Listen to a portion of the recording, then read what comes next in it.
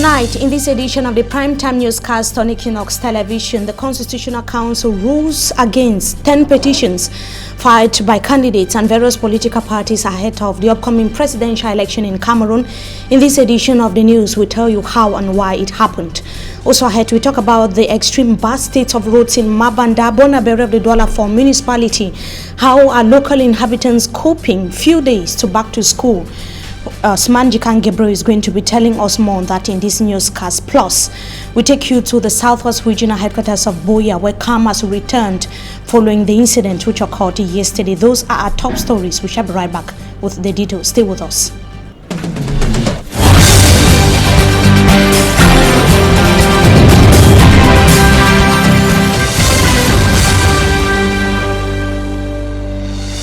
Good evening to you, ladies and gentlemen. It is 6 p.m. and you're watching the primetime newscast on EQUNOXE television. Let's begin right over here in the country's economic capital, Douala. Inhabitants of Mabanda of the Douala 4 municipality are urging top administrative authorities to seek solutions to the dilapidating states of the road leading to the government bilingual high school in Mabanda. With school resumption in just few weeks to come, many are disturbed that the nature of the road is going to be a key hindrance to students of the said institution. Smanjikan Gabriel was there. He brought back this report for the news.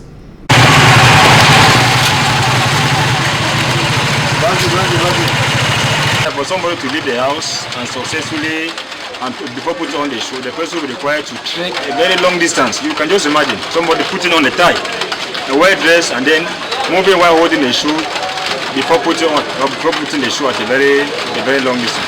Few days to the start of the new academic year, many of those who ply this stretch of roads heading to government school Mabanda in the Douala 4 municipality are worried. It has always been a nightmare to all the Mabanda dwellers. I must admit that, especially students of Lycée Mabanda, it has always been very difficult for them to successfully leave their houses and successfully reach in school, especially during the rainy season like the month of August. But not only to students, even pedestrians like us, at times find it very difficult for us to leave the house, put on our shoe and move freely without any problem. One is usually forced to move and trek for a very long distance, remove his shoe and trek for a very long distance before maybe seeking refuge somewhere in order to put on. Some are forced to hold their slippers in their hands to cross.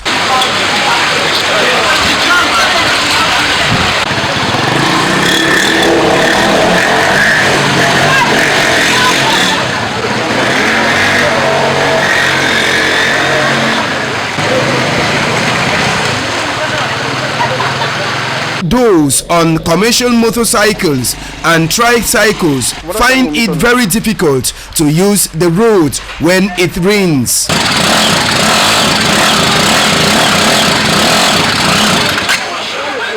You can see for yourself that there are actually not drainage basins or no drainage patterns, and once the few existing ones are actually full with the household debts deposited by the inhabitants of this area.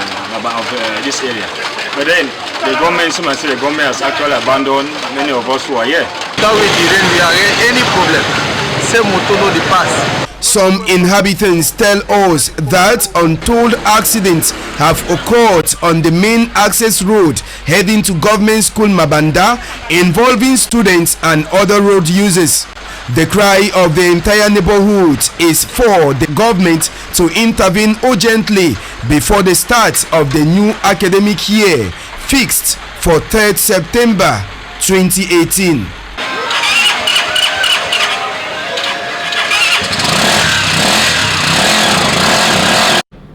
That is not the only problem facing the academic sector in Cameroon. Back to school at the government primary school Bandum, that is a locality in Bafang, West region of Cameroon, would be a veritable nightmare to students as well as school administrators, as water has covered the entire school campus.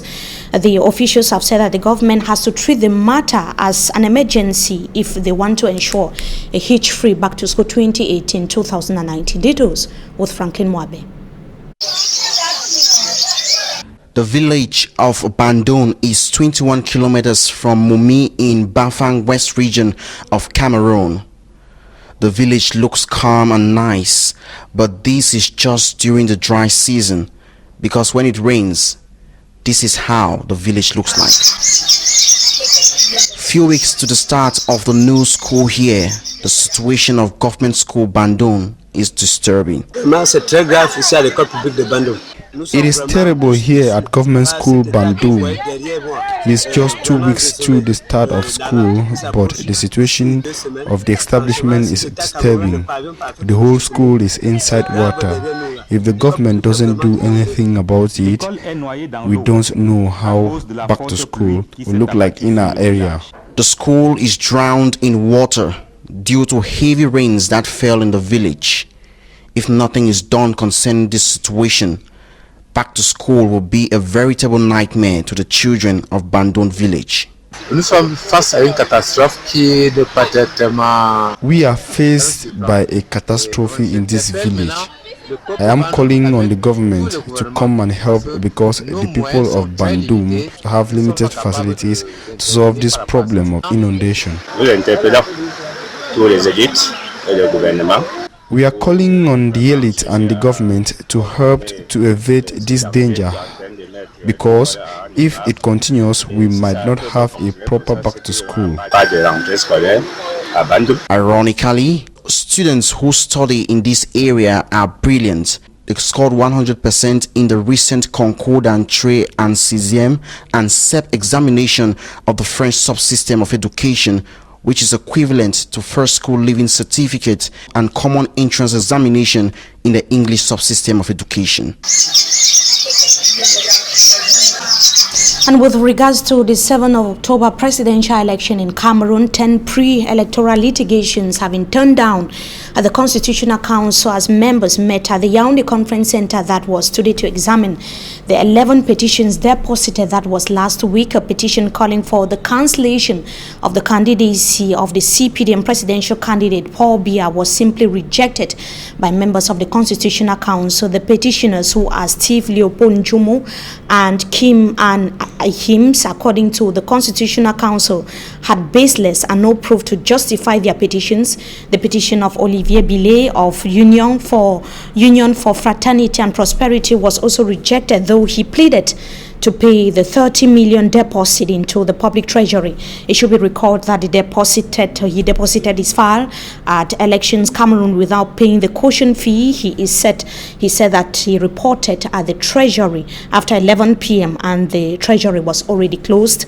The other petitions were equally rejected over non-payment of caution fee and non-conformity with the law in force. We of course will be telling you more on that at 8 p.m. and in a subsequent newscast. Meantime, the chairman of the Electoral Board of Elections Cameroon has said that the 7th of October presidential election in Cameroon must take place in the conflict-hit northwest region of Cameroon. Eno Abrams Egbe was speaking during a meeting with election stakeholders in the northwest region of Cameroon with some administrative authorities and traditional authorities as well.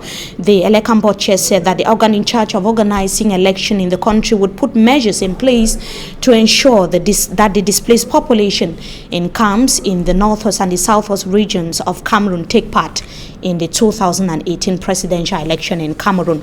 And it was the atmosphere was calm today in Moliko Boya southwest region of the country this Friday, with business and other activities going on uninterrupted. Reports say that 3 persons said to have attacked a bank that was in Moliko yesterday were apprehended last night, but some locals have said that the arrested individuals were not responsible for the attack, in which a gun was seized from a gendarme office, an incident which took place yesterday, Thursday, in Boya. Yesterday, it was an atmosphere of uncertainty after the incident took place. Derek Teto was in Moliko yesterday, Thursday, the 18th, or the Thursday in Moliko Boya. He tells us more in the following report. At a tap, containers are filled with water but yet abandoned, and some shop owners are closing their business centers. Others had earlier done that. Meters away, another person is seen scanning the environment. It is 11:30 a.m. in Boya, the southwest regional capital, and we are at Moliko neighborhood. This is not how deserted Moliko woke up this Thursday, the 16th day of August 2018. Gunmen, witnesses say 4 in number, stormed a financial institution minute back, firing shot into the air, and it is even alleged that the set unidentified gunmen seized the gun of the security officer who was on duty. The gunshot and the panic forced most business operators here to shut down their business premises.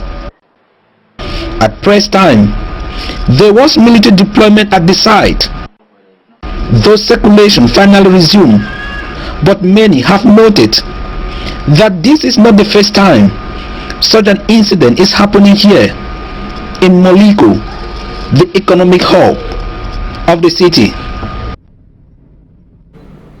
That was the picture of Moliko yesterday, the 16th of August 2018. Calm has returned to the Southwest Regional Headquarters of Buea. Meantime, the Minister of Communication, Issa Shiroma Bakari, has said that the President of the Republic has ordered for a thorough investigation to properly identify perpetrators of extrajudicial killings being attributed to Cameroon's Defense Forces in a second video that has been going viral on social media. Minister Issa Shiroma Bakari was speaking in a press briefing that was in Yaoundé yesterday. It should be noted that in another video in which women and kids were summarily executed in the far north region of the country, the Minister of Communication, Issa Shiroma Bakari, noted that 7 security forces have been apprehended and are going to be tried with regards to the incident.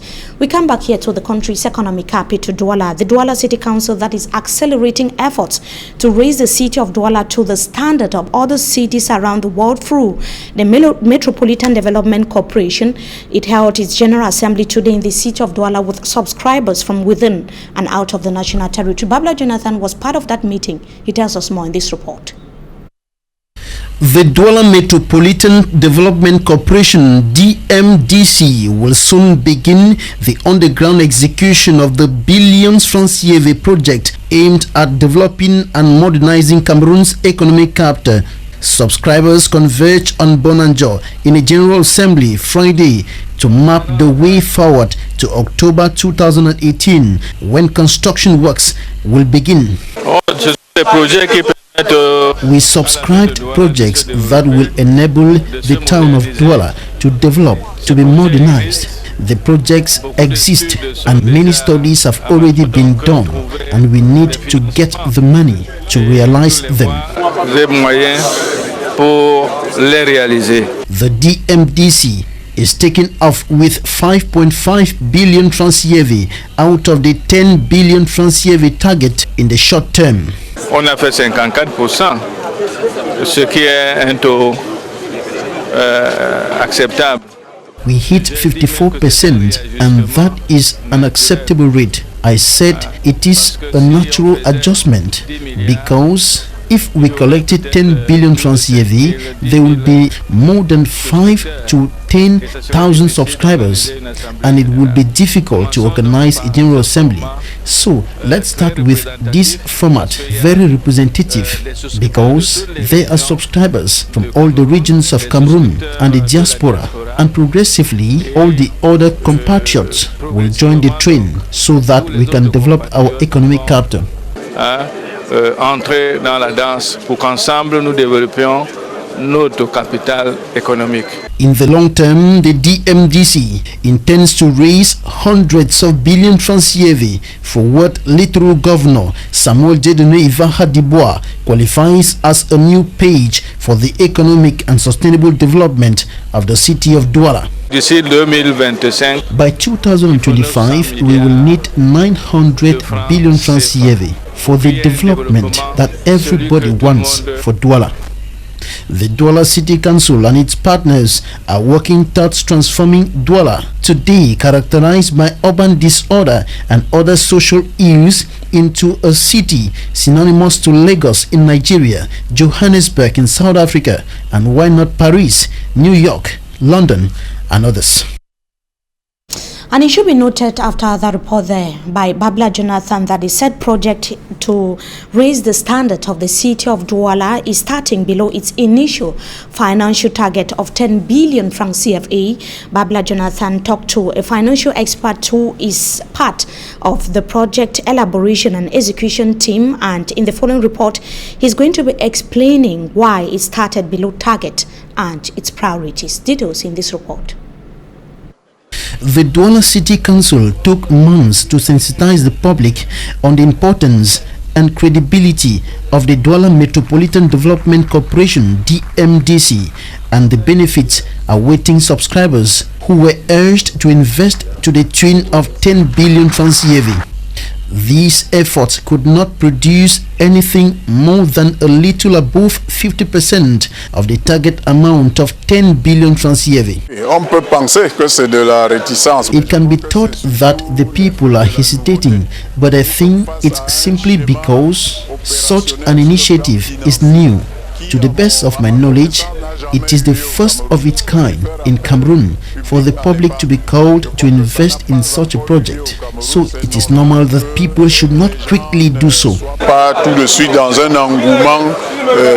The amount collected so far will be used for the execution of priority projects earmarked for the short-term phase. The priority will be on market because the city has a lot of problems with its markets. We will certainly start with the new Dedo market, where we will construct over 1,800 shops. Close to 6 billion francs CFA will be invested into the renovation of the new Dedo market. Other projects that will be executed by the DMDC in the short term and long term include the construction of the Bonamusadi modern market, the creation of a Douala urbanization agency, the construction of an 8 billion francs CFA leisure park at Valley Beseke, a 15 billion francs CFA international conference center, and the rehabilitation of the Ndokoti roundabout into a secondary service center. The latter will cost 80 billion francs CFA. And forestry officials have blamed the population of Edea in the Sanaga Maritime Division of the littoral region of Cameroon for the attack on the forest resource threatening government's reforestation project. The villagers are, however, accusing industrialists and craftsmen. Details with Innocent Aze. Unscrupulous exploitation of the forest resource in Edea, Sanaga Maritime Division of the littoral region, irritates the locals, pushing them to retaliate whenever they have the least chance.